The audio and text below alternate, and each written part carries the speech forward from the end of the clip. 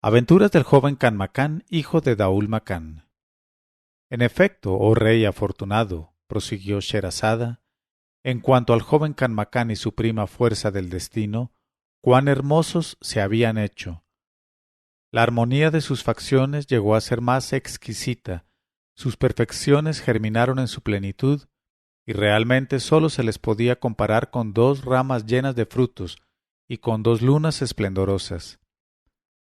Y para hablar particularmente de cada uno de ellos, hay que decir que Fuerza del Destino reunía todo lo necesario para volver loco a cualquiera, pues en su regia soledad y aislada de todas las miradas, la blancura de su tez se había hecho sublime, su cintura se había adelgazado lo precisamente necesario, y aparecía derecha como la letra Aleph. Sus caderas eran absolutamente adorables en su maciza pompa, y en cuanto al sabor de su saliva, o leche, o vinos, o dulces, ¿qué sois? Y para decir algo respecto a sus labios, que eran del color de las granadas, hablad vosotras, delicias de las frutas maduras. Y en cuanto a sus mejillas, hasta las mismas rosas habrían reconocido su superioridad. Así son verdaderas estas palabras del poeta en honor suyo. Embriágate, corazón mío, bailad de júbilo en vuestras órbitas, ojos míos. Hela aquí, constituye las delicias del mismo que la creó. Sus párpados desafían al alcohol a que los haga más oscuros. Siento que sus miradas atraviesan mi corazón como si fueran la espada del emir de los creyentes. En cuanto a sus labios, oh jugo que brotas de las uvas maduras antes de pisarlas, jarabe que filtras bajo la prensa de las perlas. Y vosotras, oh palmeras que sacudís vuestros a la brisa los racimos de vuestros cabellos, he aquí su cabellera.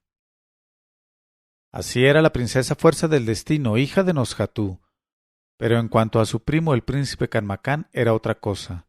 Los ejercicios y la caza, la equitación y los torneos con lanza y azagaya, el tiro al arco y las carreras de caballos, habían dado flexibilidad a su cuerpo y habían aguerrido su alma, y se había convertido en el jinete más hermoso de los países musulmanes, y en el más valeroso entre los guerreros de las ciudades y las tribus.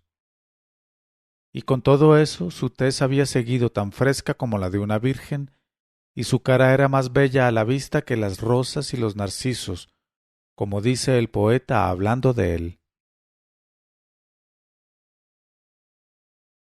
Apenas circuncidado, la seda adornó amorosamente la dulzura de su barbilla, para luego con la edad sombrear sus mejillas con un terciopelo negro de tejido muy apretado. Ante los ojos encantados de quienes le miraban parecía el cervatillo que ensaya una danza tras los pasos de su madre. Para las almas atentas que le seguían, sus mejillas, dispensadoras de la embriaguez, ofrecían el rojo color de una sangre tan delicada como la miel de su saliva. Pero a mí que consagro mi vida a la adoración de sus encantos, lo que me arrebata el alma es el color verde de su calzón. Hay que saber que hacía algún tiempo que el gran chambelán, tutor de Canmacán, a pesar de las amonestaciones de su esposa Nosjatú y de los beneficios que debía al padre de Canmacán, se había apoderado completamente del poder y hasta se había hecho proclamar sucesor de Canmacán por cierta parte del pueblo y del ejército. En cuanto a la otra parte del pueblo y del ejército, había permanecido fiel al nombre y al descendiente de Omar al-Nemán, y cumplía sus deberes bajo la dirección del anciano visir Dandán. Pero el visir Dandán, ante las amenazas del gran chambelán, había acabado por alejarse de Bagdad y se había retirado a una ciudad vecina, aguardando que el destino ayudase al huérfano, a quien se quería desposeer de sus derechos. Así es que el gran chambelán, no teniendo nada que temer, había obligado a Canmacán y a su madre a que se encerraran en sus habitaciones, y hasta había prohibido a fuerza del destino que tuviese relación alguna con el hijo de Daúl Macán. de suerte que la madre y el hijo vivían muy retirados, aguardando que Alá se dignara devolver sus derechos a aquel a quien correspondían. Pero de todos modos, a pesar de la vigilancia del gran chambelán, Kanmakan podía ver en ocasiones a su prima y hasta hablarle, pero sólo furtivamente. Y un día que no pudo verla y que su amor le torturaba el corazón, cogió un pliego de papel y le escribió estos versos apasionados. Andabas, oh amada mía, entre tus esclavas, bañada en toda tu belleza. Al pasar tú, las rosas se secaban de envidia en sus tallos al compararse con tus mejillas. Los lirios guiñaban el ojo ante tu blancura, las manzanillas floridas sonreían ante la sonrisa de tus dientes. ¿Cuándo acabará mi destierro? ¿Cuándo se curará mi corazón de los dolores de las ausencias? ¿Cuándo mis labios dichosos se acercarán por fin a los de mi amada? ¿Podré saber por fin si es posible nuestra unión, aunque solo fuese por una noche, para ver si compartes las sensaciones que en mí se desbordan? Concédame Alá paciencia en mis males, como el enfermo que soporta el cautiverio pensando en la curación. Cerrada la carta se la entregó al eunuco, cuya primera diligencia fue ponerla en manos del gran chambelán. Así es que al leer esta declaración, el gran chambelán juró que iba a castigar al joven insolente, pero pensó después que valía más no propalar la cosa y hablar solamente de ella con Nosjatú. Fue, pues, en su busca, y después de haber despedido a la joven fuerza del destino, indicándole que bajase a respirar el aire del jardín, dijo a su esposa. En este momento de su narración, Sherazada vio aparecer la mañana y se calló discretamente.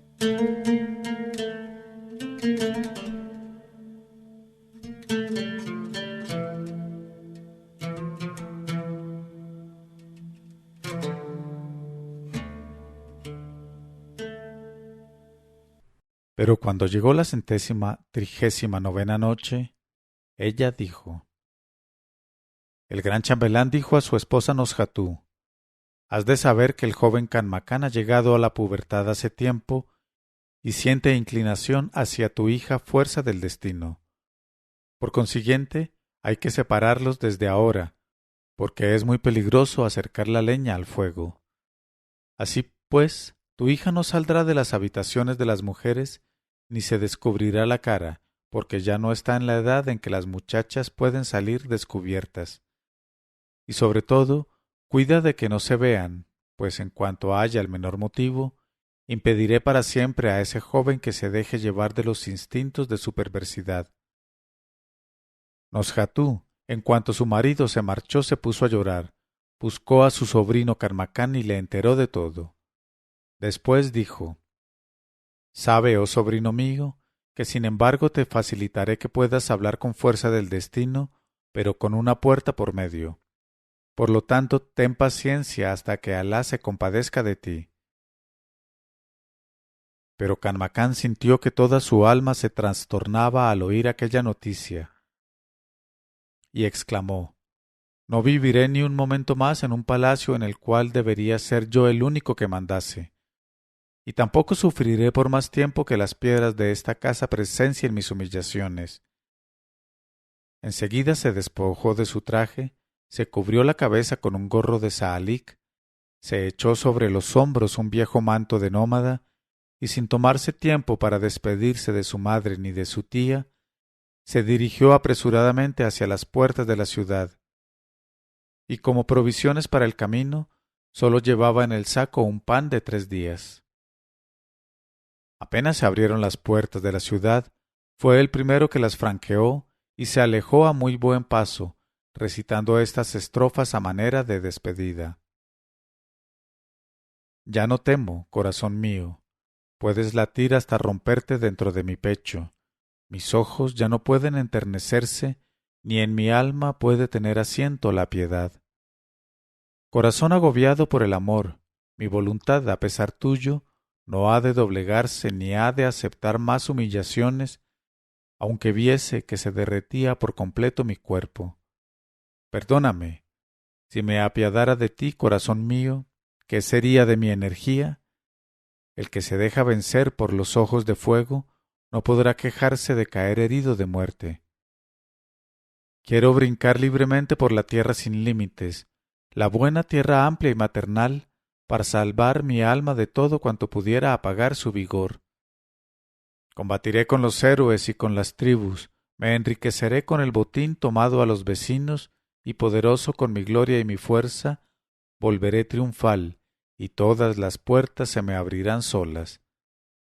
Porque sábelo bien, corazón inocente, para tener los preciados cuernos del animal, hay que empezar por domar al animal o matarlo. Mientras el joven Canmacán huía de la ciudad, su madre, no habiéndole visto en todo el día, le buscó por todas partes sin encontrarle. Entonces se echó a llorar y esperó impaciente su regreso, muy alarmada. Pero pasaron el primer día, el segundo, el tercero y el cuarto, y nadie tuvo noticias de Canmacán. Entonces su madre se encerró para llorar en su aposento, y decía desde lo más profundo de su dolor: «Oh, hijo mío, ¿hacia dónde dirigiré mis llamamientos? ¿Hacia qué país correré a buscarte? ¿Qué pueden estas lágrimas que derramo por ti? ¿En dónde estás, hijo mío?» Y la pobre madre no quiso beber ni comer, y su dolor fue conocido por toda la ciudad y compartido por todos los habitantes, que querían mucho al joven Canmacán y al rey, su difunto padre. Y todos clamaban: «¿Dónde estás, oh pobre Daul Macán, rey bueno y justo? Se ha perdido tu hijo, y ninguno de los que colmaste de beneficios sabe encontrar su rastro. Pobre descendencia de Omar al-Nemán, ¿qué ha sido de ti?» Y en cuanto a Canmacán, he aquí que caminó durante todo el día y no descansó hasta que cerró la noche. Al otro día y los siguientes caminó también, alimentándose de las plantas que cogía y bebiendo en los manantiales y en los arroyos. Al cabo de 4 días llegó a un valle cubierto de bosques, por donde corrían las aguas y cantaban las aves y las palomas. Y allí se detuvo, hizo sus abluciones y después su plegaria, y habiendo cumplido de tal suerte sus deberes, como llegaba la noche, se tendió bajo un árbol y se durmió. Permaneció dormido hasta medianoche. Entonces, en medio del silencio del valle, surgió una voz de entre las rocas y lo despertó. Y la voz cantaba: «Vida del hombre, ¿qué valdrías si no relampaguease la sonrisa en los labios de la amada, si no tuviese el bálsamo de su rostro? Oh muerte, sería deseable si mis días hubiesen de transcurrir siempre lejos de mi amiga, aquella que ni las amenazas ni el destierro me haría olvidar. Oh alegría de los amigos que se reúnen en la pradera para beber los vinos exquisitos de manos del copero. Oh, qué alegría la suya, cómo los abraza la pasión cuando toman la copa de manos del copero. Primavera, tus flores al abrirse al lado de la muy amada, curan en mi alma las durezas pasadas, los dolores de la suerte ciega. Oh primavera, tus flores en la pradera. Y tú, amigo, que bebes el licor rojo y perfumado, mira. Debajo de tu mano se extiende la tierra, alegre con sus aguas, sus colores y su fecundidad. Después de este canto admirable que se elevaba entre la noche, se levantó Canmacán y quiso descubrir entre las tinieblas el sitio de donde salía la voz, pero sólo pudo distinguir vagamente los troncos de los árboles que se recortaban sobre el río. Descendió hasta la misma orilla del río y la voz se hizo más distinta, cantando este poema en medio de la noche. Entre ella y yo hay juramento de amor, y por eso he podido dejarla en la tribu. Mi tribu es la más rica en caballos veloces y en muchachas de ojos negros. Es la tribu de Taim. Brisa, su soplo llega hasta mí viniendo de entre los Beni Taim. Pacifica mi hígado y me embriaga. Dime, esclavo Sabab, aquella cuyo tobillo se ciñe con el cascabel sonoro, ¿Se acuerda alguna vez de mis juramentos de amor? ¿Y qué dice? Ah, pulpa de mi corazón, un escorpión me ha picado. Ven, amiga, me curaré con el antídoto de tus labios, aspirando tu saliva y su frescura. Cuando Canmacán hubo oído por segunda vez este canto misterioso, quiso de nuevo ver en las tinieblas, pero como no lo pudo lograr, se subió a la cima de un peñasco y con toda su voz clamó. En este momento de su narración, Sherazada vio aparecer la mañana y se calló discretamente.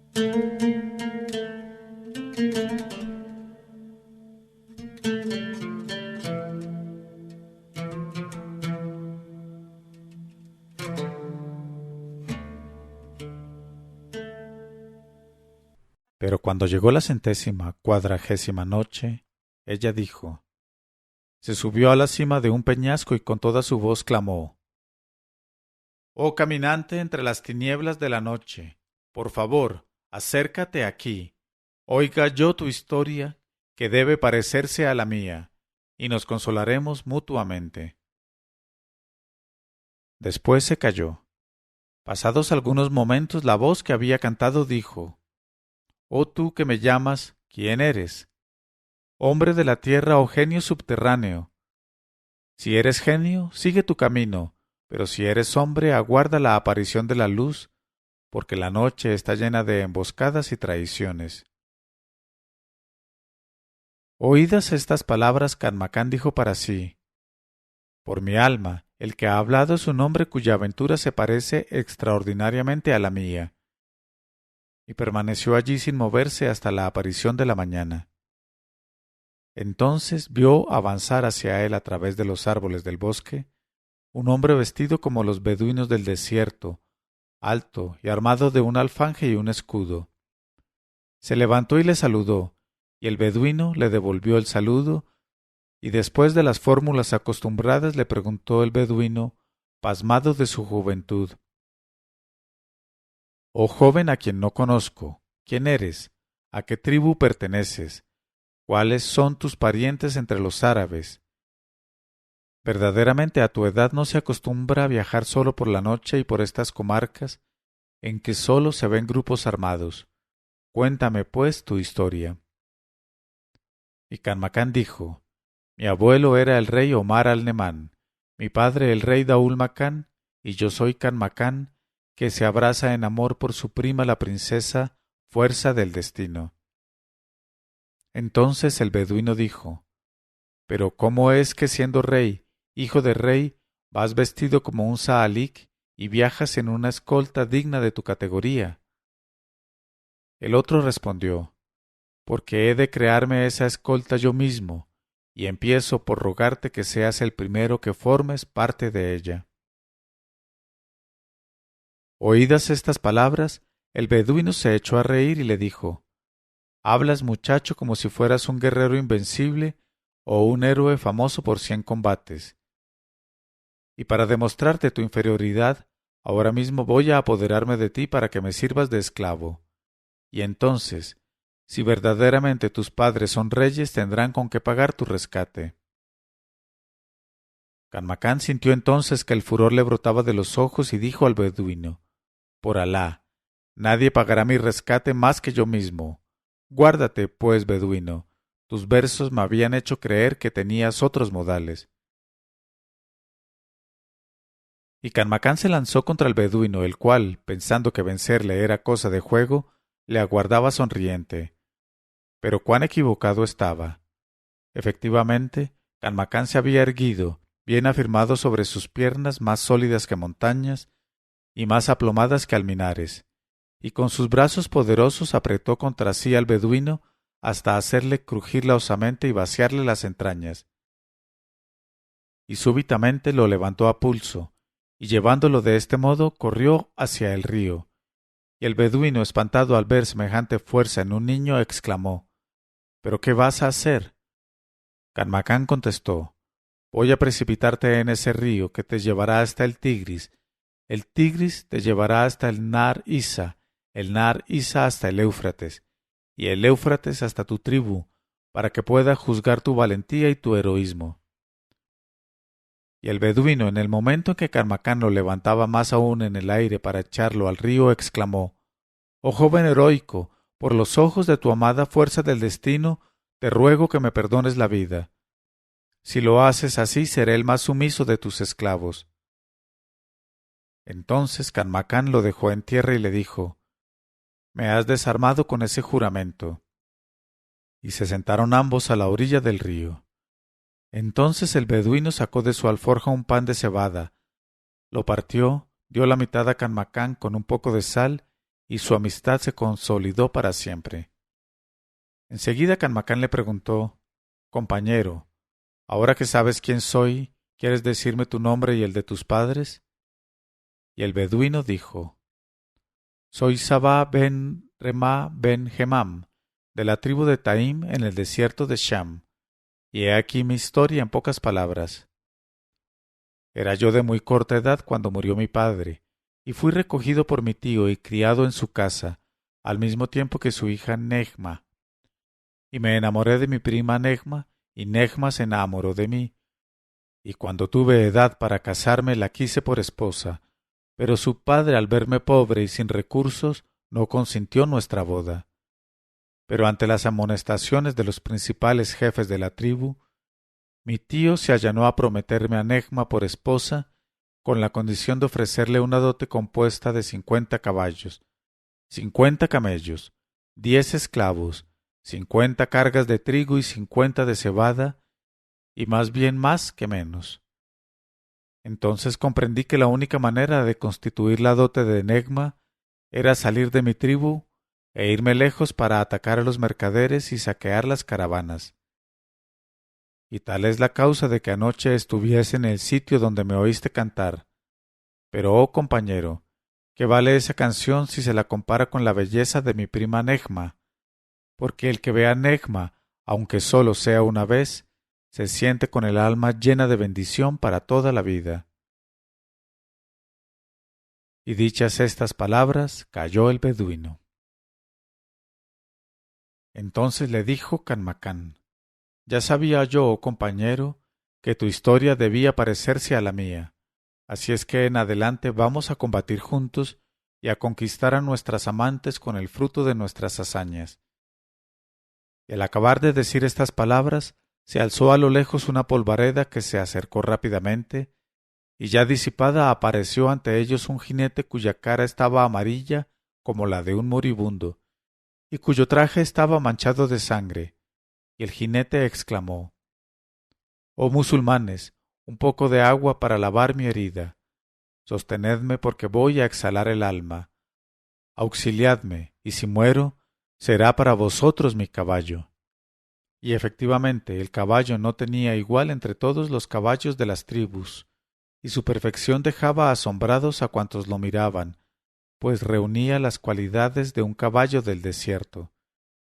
Y el beduino, que como todos los de su raza entendía de caballos, exclamó: «Verdaderamente, tu caballo es uno de esos que ya no se ven en nuestro tiempo». Y Canmacán dijo: «Oh jinete, alárgame el brazo para que te ayude a bajar». Y cogiéndolo, lo colocó suavemente en el césped y después le preguntó: «¿Pero qué tienes y qué herida es esa?». Y el jinete se despojó el traje y mostró la espalda, que era toda ella una herida enorme, de la cual se escapaban oleadas de sangre. Entonces Canmacán se inclinó junto a él y le lavó solícitamente las heridas, cubriéndolas con hierba fresca. Después le dio de beber y le dijo: «¿Pero quién te ha puesto así, oh hermano en infortunio?». Y el hombre dijo: «Sabe, oh tú el de la mano caritativa, que ese hermoso caballo que ahí ves es la causa de que me halle en este estado. Ese caballo era propiedad del rey Afridonio, señor de Constantinia, y su reputación había llegado a todos nosotros los árabes del desierto. Pero un caballo de esta clase no debía permanecer en las cuadras de un rey descreído, y fui designado por los de mi tribu para apoderarme de él en medio de los guardias que lo cuidaban, velando noche y día. Partí enseguida y llegué de noche a la tienda donde guardaban el caballo, Me hice amigo de los guardias y aproveché que me preguntaran mi opinión acerca de él y que rogaran que lo probase para montarlo de un brinco y hacerlo salir al galope dándole latigazos. Pasada su sorpresa me persiguieron los guardias a caballo lanzándome flechas, varias de las cuales me hirieron en la espalda. Pero mi caballo seguía galopando más rápido que las estrellas errantes y acabó por ponerme completamente fuera del alcance de mis perseguidores. Hace 3 días que estoy montado en él, pero he perdido la sangre, se han agotado para siempre mis fuerzas y siento que la muerte me cierra los párpados. Y puesto que me has socorrido, el caballo te corresponde a ti en cuanto yo muera. Se llama El Catul El Majnun y es el ejemplar más bello de la raza de El Ajus. Pero antes, oh joven, cuyo traje es tan pobre como noble tu cara, hazme el favor de subirme a la grupa y llevarme hasta mi tribu para que muera en la tienda en que nací. Al oír estas palabras dijo Carmacán: Oh hermano del desierto, pertenezco a un linaje en que la nobleza y la bondad son una costumbre, y aunque el caballo no fuera para mí, te haría el favor que me pides. Se acercó enseguida al árabe para levantarlo, pero exhaló un largo suspiro y dijo: Aguardad, por favor, temo que el alma se me desangra y voy a decir mi acto de fe. Y cerró a medias los ojos, extendió la mano con la palma hacia el cielo y dijo: Afirmo que no hay más Dios que Alá, y afirmo que nuestro Señor Mahomed es el enviado de Alá. Y después de haberse preparado a la muerte, entonó este canto que fueron sus últimas palabras. He recorrido el mundo al galope de mi caballo, sembrando por el camino la sangre y la carnicería. He franqueado torrentes y montañas para el robo, el homicidio y el libertinaje. Muero como viví, errante a lo largo de los caminos, herido por aquellos a quienes acabo de vencer. Abandono el fruto de mis trabajos a orillas de un torrente, muy lejano de mi suelo natal. Y sabe, oh extranjero, que heredas el único tesoro del beduino, que mi alma se tranquilizará si supiese que mi corcel Catul ha de tener en ti un jinete digno de su belleza. Apenas el árabe hubo acabado este canto, abrió convulsivamente la boca, exhaló un estertor profundo y cerró los ojos para siempre. Y Carmacán y su compañero abrieron una huesa y enterraron al muerto. Después de rezar las oraciones de costumbre, partieron juntos en busca de su destino por el camino de Alá. En este momento de su narración, Sherazada vio aparecer la mañana y aplazó para el otro día la continuación de su relato.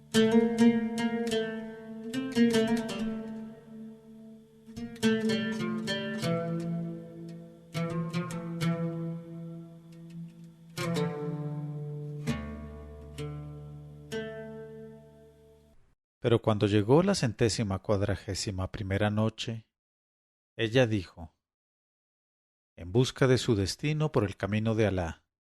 Y Canmacán había montado en el caballo Catul, y el beduino Sabá se había contentado con seguirle a pie, por haberle jurado amistad y sumisión, reconociéndole como amo para siempre, y habiéndolo jurado por el santo templo de la Kaaba, mansión de Alá. Entonces empezó para ellos una vida llena de hazañas y aventuras, cacerías, viajes, luchas contra las fieras, combates con los bandoleros, noches pasadas al acecho de bestias salvajes, días dedicados a pelear contra las tribus y amontonar botín. Y a costa de muchos peligros, reunieron así una incalculable cantidad de rebaños, caballos, esclavos y tiendas. Y Canmacán había encargado a su compañero Sabá de la vigilancia de todo, y cuando se sentaban ambos para descansar, se contaban mutuamente sus penas y sus esperanzas, hablando uno de su prima Fuerza del Destino y el otro de su prima Nejma, y esta vida duró por espacio de 2 años. Y he aquí, entre otras 1000, una de las hazañas del joven Canmacán. Un día, montado en su caballo Catul, iba a la aventura, precedido por su fiel Sabá, que abría la marcha con la espada desnuda en la mano, lanzando gritos terribles, abriendo unos ojos como cavernas, y rugiendo, aunque la soledad del desierto fuera absoluta. Abrid camino, a la derecha, a la izquierda. Y he aquí que habían terminado de almorzar habiéndose comido entre los dos una gacela asada, y bebido agua de un fresco manantial que estaba próximo. Pasado un rato llegaron a una montaña a cuyos pies se extendía un valle cubierto de camellos, camellas, carneros, vacas y caballos, y más allá en una tienda estaban unos esclavos que iban armados. Al verlos, Canmacán dijo a Sabá: «Quédate ahí, voy a apoderarme yo solo de todo el rebaño y de esos esclavos».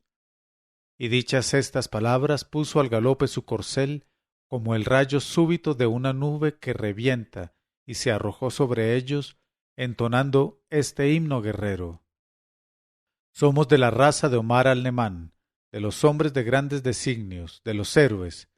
Somos señores que herimos en el corazón a las tribus hostiles cuando brilla el día del combate. Protegemos a los débiles contra los poderosos. Las cabezas de los vencidos nos sirven para adornar nuestras lanzas. Guardad vuestras cabezas. He aquí a los héroes, los de los grandes designios, los de la raza de Omar al-Nemán». Los esclavos al verle empezaron a dar grandes gritos, pidiendo socorro, creyendo que todos los árabes del desierto los atacaban de improviso. Entonces salieron de las tiendas 3 guerreros que eran los dueños de los rebaños, saltaron sobre sus caballos y se precipitaron al encuentro de Canmacán gritando: «Es el ladrón del caballo Catul, ya es nuestro, ¡sus al ladrón!». Oídas estas palabras, Canmacán les gritó: «Efectivamente, este es el propio Catul, pero los ladrones sois vosotros, oh hijos de zorra». Y se bajó hacia las orejas de Catul hablándole para darle ánimos, y Catul brincó como un ogro sobre su presa. Y para Canmacán la victoria fue un juego, pues al primer bote hundió la punta de su lanza en el vientre del primero que se presentó, y la hizo salir por el otro lado con un riñón en el extremo. Después hizo sufrir la misma suerte a los otros 2 jinetes, y al otro lado de sus espaldas un riñón adornaba la lanza perforadora.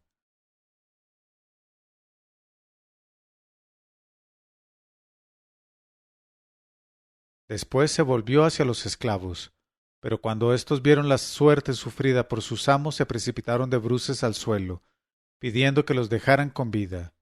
Y Canmacán les dijo: «Id sin perder tiempo, llevad por delante de mí ese rebaño y conducidlo a tal sitio, en donde están mi tienda y mis esclavos».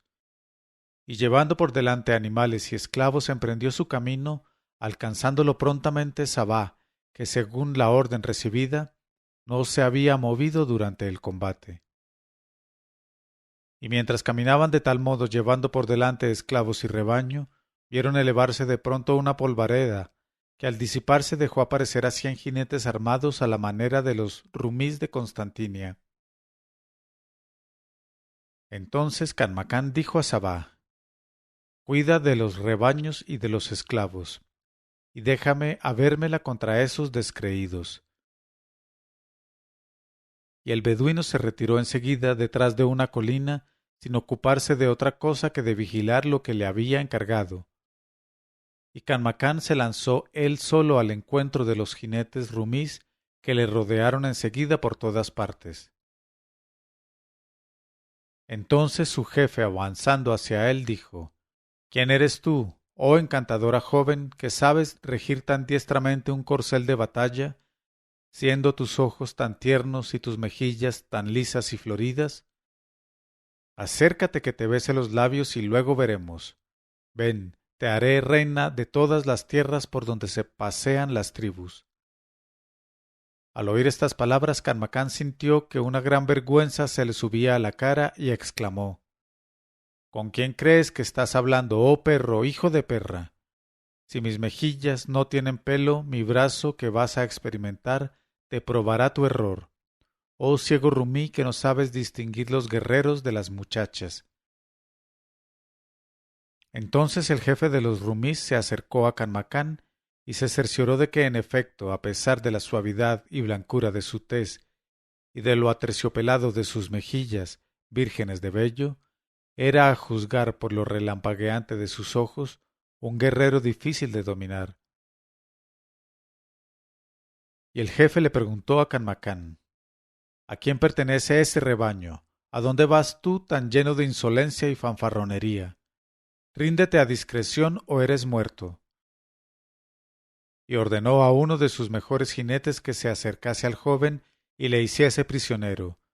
Pero apenas había llegado el jinete cerca de Canmacán, cuando de un solo tajo de su alfanje le cortó en dos mitades el turbante, la cabeza y el cuerpo, así como la silla y el vientre del caballo.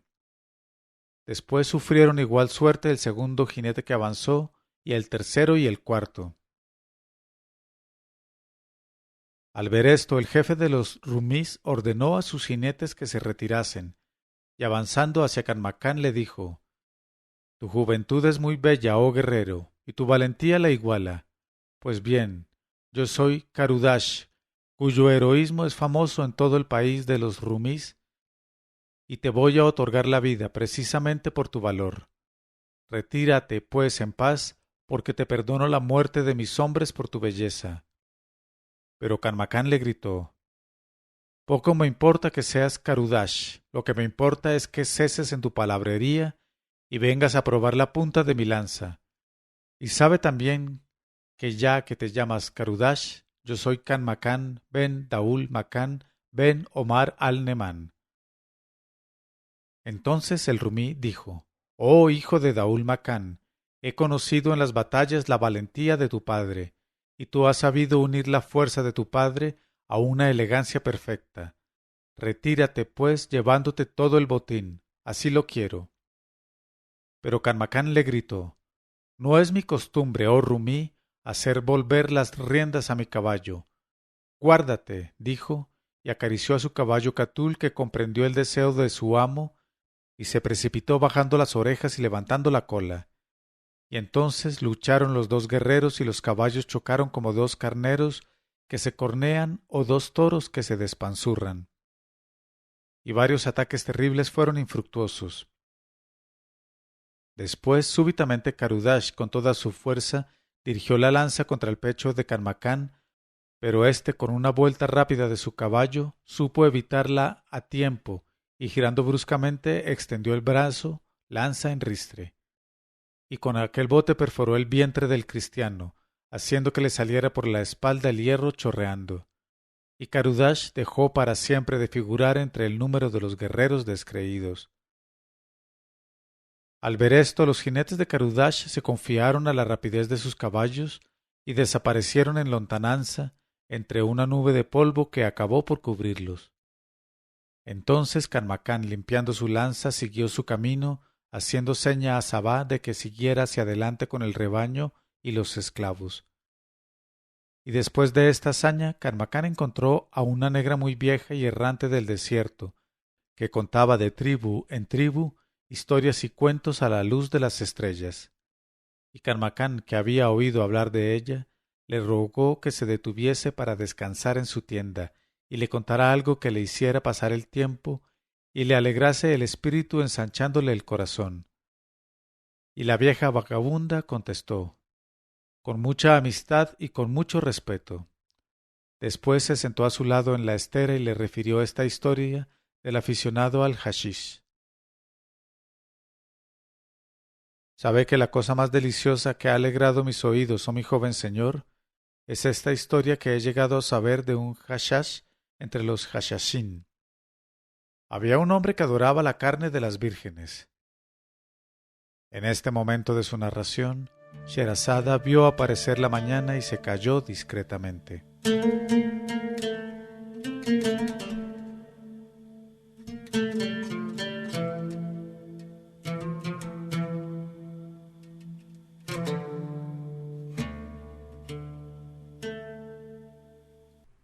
Pero cuando llegó la 142ª noche, ella dijo: Había un hombre que adoraba la carne de las vírgenes y que no pensaba en otra cosa, de modo que como esa carne es de precio tan elevado, singularmente cuando es escogida y de encargo, y como no hay fortuna que pueda resistir indefinidamente unas aficiones tan costosas, el hombre consabido que nunca se cansaba de ellas y se dejaba llevar de la intemperancia de sus deseos, porque sólo el exceso es reprensible, acabó por arruinarse completamente. Un día en que vestido con un traje todo destrozado y descalzo iba por el zoco mendigando el pan para alimentarse, le entró un clavo en la planta del pie y lo hizo sangrar abundantemente. Entonces se sentó en el suelo, trató de restañar la sangre y acabó por vendarse el pie con un pedazo de trapo. Pero como la sangre seguía corriendo, se dijo: Vamos al hammam a lavarnos el pie y a sumergirlo en el agua que le sentará admirablemente. Y fue al hammam y entró en la sala común a la cual van los pobres, y que ostentaba una limpieza exquisita, reluciendo de manera encantadora, y se acurrucó en el estanque central y se puso a lavarse el pie. A su lado estaba un hombre que acababa de bañarse y mascaba algo con los dientes, y el herido se sintió muy excitado por la masticación del otro, y se apoderó de él una ansia ardiente de mascar también aquello. Entonces preguntó al otro: ¿Qué mascas, vecino? El otro contestó en voz baja para que nadie lo oyera: Cállate, es hashish. Si quieres te daré un pedazo. El herido dijo: Verdad es que quisiera probarlo, pues hace tiempo que lo deseo. Entonces el hombre que mascaba se sacó un trozo de la boca y se lo dio al herido, diciéndole: Ojalá te libre de todas tus preocupaciones. Y nuestro hombre cogió el pedazo y lo mascó, y se lo tragó entero, y como no estaba acostumbrado al hashish, en cuanto se produjo el efecto en su cerebro por la circulación de la droga, empezó por sentir una hilaridad extraordinaria, y esparció enormes carcajadas por toda la sala. Pasado un momento se desplomó sobre el mármol y fue presa de diversas alucinaciones, de las cuales te contaré una de las más deliciosas. Primeramente creyó verse desnudo del todo y bajo el dominio de un terrible amasador y dos negros vigorosos que se habían apoderado por completo de su persona, siendo como un juguete entre sus manos. Le daban vueltas y lo manipulaban en todos sentidos, clavándole en las carnes sus dedos nudosos e infinitamente expertos, y gemía bajo el peso de sus rodillas cuando se las apoyaban en el vientre para darle masaje con toda su destreza. Después le lavaron, a fuerza de lanzarle jofainas de cobre, y le frotaron con fibras vegetales. Luego el amasador mayor quiso lavarle personalmente ciertas partes delicadas, pero como le hacía muchas cosquillas, hubo de decirle: Yo mismo le haré. Terminado el baño, el amasador le rodeó la cabeza, los hombros y los riñones con 3 paños más blancos que el jazmín y le dijo: Oh mi señor, ha llegado el momento de entrar en la habitación de tu esposa que te aguarda. Pero él exclamó: ¿Qué esposa es esa? Yo soy soltero. ¿Te habrá mareado el hashish para disparatar de ese modo? Pero el amasador dijo: Basta de bromas, vamos a ver a tu esposa que está impaciente. Y le echó por los hombros un gran velo de seda blanca y abrió la marcha, mientras los dos negros le sostenían por los hombros, haciéndole de cuando en cuando cosquillas en el trasero solo por broma, y él se reía en extremo. Así llegaron a una sala medio oscura y perfumada con incienso, y en el centro había una gran bandeja con frutas, pasteles, sorbetes y jarrones llenos de flores. Y después de haberlo hecho sentar en un escabel de ébano, el amasador y los dos negros le pidieron la venia para retirarse y desaparecieron. Entonces entró un muchacho que se quedó de pie aguardando sus órdenes y le dijo: Oh rey del tiempo, soy tu esclavo. Pero él, sin hacer caso de la gentileza del muchacho, soltó una carcajada que hizo retemblar toda la sala y exclamó: Por Alá, todos estos son aficionados al hashish. He aquí que ahora me llaman rey. Y dijo después al muchachito: Ven aquí y córtame la mitad de una sandía bien colorada y bien tierna. Es lo que más me gusta. No hay nada como la sandía para refrescarme el corazón. Y el muchacho le llevó la sandía admirablemente cortada en rajas. Entonces le dijo: Márchate, que no me sirves. Ve a traerme lo que además de la sandía me gusta más, o sea, carne virgen de primera. Y el muchacho desapareció. Y de pronto entró en la sala una muchacha muy joven que avanzó hacia él moviendo las caderas, que apenas se dibujaban por lo muy infantiles que eran todavía. Y él al verla se puso a resollar con alegría y cogió a la chiquilla en brazos, se la puso entre los muslos y la besó con ardor, y la hizo deslizarse debajo de él, sacó el zip y se lo puso en la mano. Y quién sabe lo que iría a hacer cuando bajo la sensación de un frío intensísimo despertó de su sueño. En este momento y después de reflexionar que todo aquello no era más que el efecto del hashish en el cerebro, se vio rodeado por todos los bañistas que le miraban burlonamente, riéndose con toda su alma y abriendo unas bocas como hornos, y le señalaban con el dedo su zip desnudo que se erguía en el aire hasta el límite de la erección, y parecía tan enorme como el de un borrico o el de un elefante, y le echaban encima grandes cubos de agua fría, dirigiéndole chanzas como las que suelen darse en el hammam. Y el hombre se quedó muy confuso. Se echó una toalla sobre las piernas y dijo amargamente a los que se reían: «Oh, buena gente, ¿por qué me habéis quitado la chiquilla cuando iba a poner las cosas en su lugar?» Y los otros, al oír estas palabras, palmotearon de alegría y comenzaron a gritar: «¿No te da vergüenza decir semejantes cosas, oh borracho de hashish, después de gozar todo lo que has gozado?» Y Canmacán, al oír estas palabras de la negra, no pudo contenerse más y se echó a reír de tal modo que se convulsionó de alegría.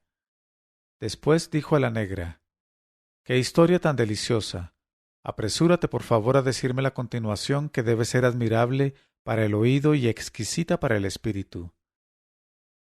Y la negra dijo: «Verdaderamente, mi señor, la continuación es tan maravillosa que olvidarás cuanto acabas de oír, y es tan pura, tan sabrosa y tan extraña, que hasta los sordos se estremecerán de placer». Y Canmacán dijo: «Ah, prosigue entonces, estoy encantadísimo». Pero cuando la negra se aprestaba a narrar la continuación de su historia, Canmacán vio llegar delante de su tienda un correo a caballo que, habiendo echado pie a tierra, le deseó la paz.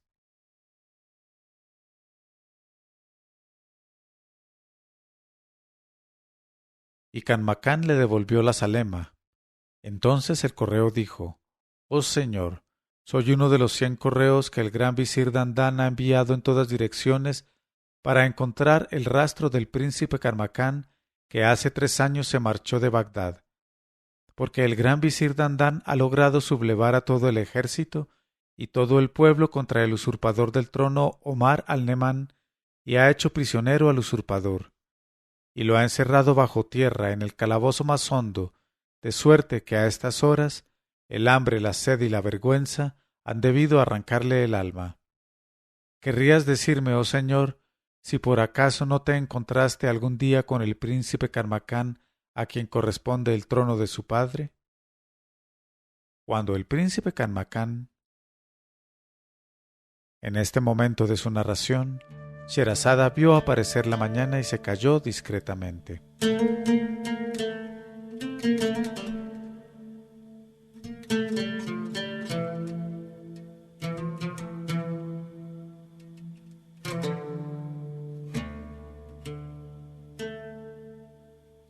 Pero cuando llegó la 143ª noche, ella dijo: Cuando el príncipe Canmacán hubo oído esta noticia tan inesperada, se volvió hacia su fiel Sabá y con voz muy tranquila le dijo: «Ya ves, oh Sabá, que todo ocurre cuando llega su hora. Levántate y vamos a Bagdad». Al oír estas palabras, el correo comprendió que se encontraba en presencia de su nuevo rey, y enseguida se prosternó y besó la tierra entre sus manos, lo mismo que Sabá y la negra. Y Canmacán dijo a la negra: «Vendrás también conmigo a Bagdad, donde acabarás de contarme esa historia del desierto». Y Sabá dijo: «Permitidme entonces, oh rey, que vaya delante para anunciar tu llegada al visir Dandán y al pueblo de Bagdad. Y Canmacán se lo permitió. Después, para recompensar al correo por la buena nueva, le cedió como regalo todas las tiendas, todo el ganado y todos los esclavos que había conquistado en sus aventuras de 3 años. Y precedido por el beduino Sabá y seguido por la negra montada en un camello, salió para Bagdad al galope de su caballo Catul. Y como el príncipe Canmacán había cuidado de que se le adelantase una jornada su fiel Sabá, éste alborotó en pocas horas toda la ciudad de Bagdad. Y todos los habitantes y todo el ejército, con el visir Dandán y los 3 jefes, Rustem, Turkash y Baramán a la cabeza, habían salido fuera de las puertas para aguardar la llegada de aquel Canmacán a quien tanto querían y a quien habían temido no volver a ver, y hacían votos por la prosperidad y la gloria de la raza de Omar al-Nemán. De modo que en cuanto apareció el príncipe Canmacán a todo galope de su caballo Catul, los gritos de alegría surcaron el espacio, lanzados por millares de hombres y mujeres que le aclamaban por rey. Y el visir Dandán, a pesar de su avanzada edad, se apeó enseguida y fue a dar la bienvenida y a jurar fidelidad al descendiente de tantos reyes. Después entraron en Bagdad, mientras la negra, subida en el camello y rodeada de una muchedumbre considerable, contaba una historia de entre sus historias. Y lo primero que hizo Canmacán al llegar al palacio fue abrazar al gran visir Dandán, el más fiel a la memoria de sus reyes, y luego a los jefes Rustem, Turkash y Baramán. Y lo segundo que hizo Canmacán fue ir a besar las manos de su madre, que sollozaba de alegría. Y la tercera cosa fue decir a su madre: «Oh madre mía, dime por favor cómo está mi amada prima Fuerza del Destino». Y su madre contestó: «Oh hijo mío, no puedo contestarte porque desde que te perdí no he pensado más que en el dolor de tu ausencia». Y Canmacán dijo: «Te suplico, oh madre mía, que vayas a saber noticias suyas y de mi tía Nosjatú». Entonces la madre salió y fue a las habitaciones de Nosjatú y su hija Fuerza del Destino, y volvió con ellas al gran salón en que las aguardaba Canmacán. Y entonces fue el desbordamiento de la alegría, y se dijeron los versos más bellos, entre más de 1000 los siguientes. Oh sonrisa de las perlas en los labios de la amada, sonrisa bebida en las perlas mismas, mejillas de los amantes. Cuántos besos conocisteis, cuántas caricias sobre vuestra seda. Caricias de la cabeza deshecha por la mañana, caricias de los dedos que hormiguean numerosos. Y tú, espada que brillas como el acero fuera de la vaina, espada sin reposo, espada de la noche. Y como con auxilio de Alá su felicidad llegó al límite, nada hay que decir de ella. Desde entonces, las desdichas se alejaron de la morada en que vivía la descendencia de Omar al-Nemán y fueron a caer sobre los que habían sido enemigos suyos. Efectivamente, el rey Canmacán, después de pasar largos meses de dicha en brazos de la joven Fuerza del Destino, convertida en su esposa, reunió un día en presencia del gran visir Dandán a todos sus emires y jefes de tropa, y a los principales de su imperio, y les dijo: «La sangre de mi padre no está aún vengada y ya han llegado los tiempos. He aquí que he sabido que han muerto Afridonios y Ardovios de Caisaria, pero la vieja madre de todas las calamidades vive aún, y según dicen nuestros correos, ella es quien rige y gobierna los países de los rumís. Y el nuevo rey de Caisaria se llama Rumzán, y no se le conoce padre ni madre. Con que, oh vosotros todos, guerreros míos, desde mañana reanudaremos la guerra contra los descreídos.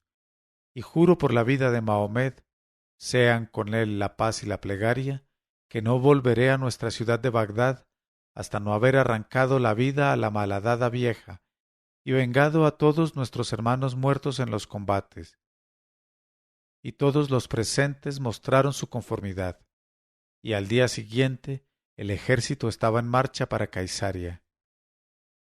Llegados ya al pie de las murallas enemigas y dispuestos al asalto, para llevarlo todo a sangre y fuego en aquella ciudad descreída, vieron avanzar hacia la tienda del rey a un joven tan bello que no podía ser más que hijo de un rey, y detrás de él a una mujer de aspecto respetable y con el rostro destapado.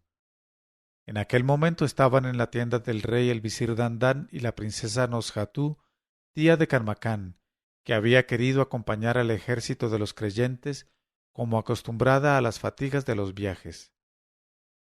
Y aquel joven y aquella mujer pidieron audiencia que les fue otorgada enseguida. Pero apenas habían entrado cuando Noshatú dio un gran grito y cayó desmayada, y la mujer también dio otro grito y cayó desvanecida. Y en cuanto volvieron en sí, se echaron una en brazos de otra, besándose, pues la mujer no era otra que la antigua esclava de la princesa Abrisa, la fiel Grano de Coral.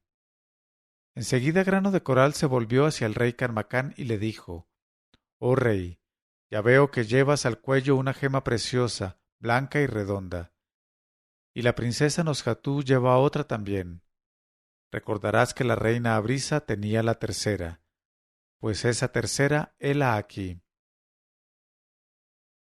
Y la fiel Grano de Coral, volviéndose hacia el joven que había entrado con ella, mostró atada a su cuello la tercera gema, y después con los ojos brillantes de júbilo exclamó: «Oh rey, y tú mi ama Noshatú, este joven es el hijo de mi pobre señora Abrisa, y yo le he criado desde que nació, y es él, oh todos vosotros, quien a la hora actual reina en Caisaria, pues es Rumzán, hijo de Omar al-Nemán.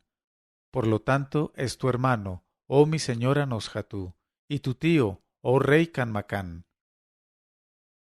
Al oír estas palabras de Grano de Coral, el rey Canmacán y Noshatú se levantaron y abrazaron al joven rey Rumzán, llorando de alegría. Y el visir Dandán también abrazó al hijo de su señor, el rey Omar al-Nemán. Téngalo Alá en su misericordia infinita. Después el rey Canmacán preguntó al rey Rumzán, señor de Caisaria: «Dime, oh hermano de mi padre, ¿eres rey de un país cristiano y vives entre los cristianos? ¿Eres también Nusraní?» Pero el rey Rumzán alargó la mano y levantando el índice exclamó: «La ilaha illallah, wa Mohamed Rasul Alá». Entonces la alegría de Canmacán, Noshatú y el visir Dandán llegó al límite más extremo y exclamaron: «Loor a Alá, que escoge a los suyos y los reúne». Después Noshatú preguntó: «¿Pero cómo has podido guiarte por el camino recto, oh hermano mío, en medio de todos esos descreídos que niegan a Alá y no conocen a su enviado?» Rumzán contestó: «La buena Grano de Coral fue quien me inculcó los principios sencillos y admirables de nuestra fe. Ella se había convertido en una buena musulmana al mismo tiempo que mi madre Abrisa, durante los días que estuvieron en Bagdad, en el palacio de mi padre Omar al-Nemán. Así es que Grano de Coral ha sido para mí no sólo la que me recogió al nacer y me educó, sustituyendo en todo a mi madre, sino también quien me ha convertido en un verdadero creyente, cuyo destino está en manos de Alá, Señor de Reyes». Oídas estas palabras, Noshatú mandó sentar a Grano de Coral a su lado en la alfombra y la quiso mirar desde entonces como a hermana. En cuanto a Canmacán, dijo a su tío Rumzán: «Tío, a ti te corresponde por derecho de primogenitura el trono del imperio de los musulmanes, y desde este momento me considero fiel súbdito tuyo». Pero el rey de Caisaria dijo: «Oh sobrino mío, lo que Alá ha hecho, bien hecho está. ¿Cómo me atrevería yo a perturbar el orden establecido por el ordenador?». En este momento intervino el visir Dandán, que dijo: «Oh reyes, lo más acertado es que reinéis alternativamente un día cada uno, siendo reyes ambos». Y ellos contestaron: «Tu idea es admirable, oh venerable visir de nuestro padre». En este momento de su narración, Sherazada vio aparecer la mañana y se calló discretamente.